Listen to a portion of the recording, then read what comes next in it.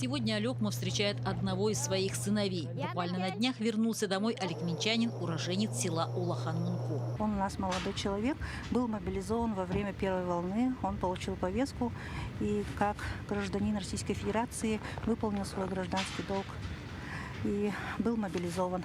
Но потом, по выяснившимся обстоятельствам, он, кажется, у нас был студентом первого курса.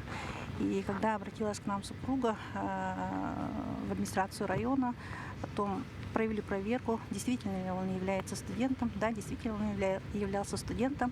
И призывной комиссией было принято решение о том, чтобы ему предоставили отсрочку, так как он является студентом, который получает первое свое образование. Эта история закончилась встречей самых дорогих и близких. Сложно представить, как же переживала мама за своего единственного сына.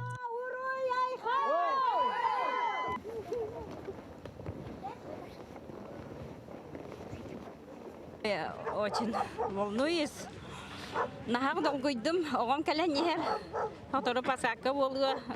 Это я не знаю.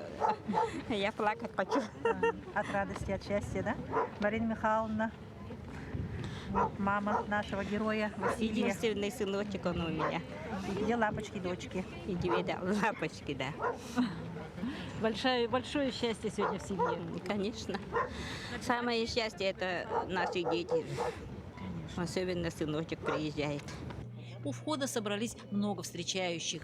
Не только родные, но и студенты техникума, друзья, родственники. Но он наш друг с Улахан-Мунку.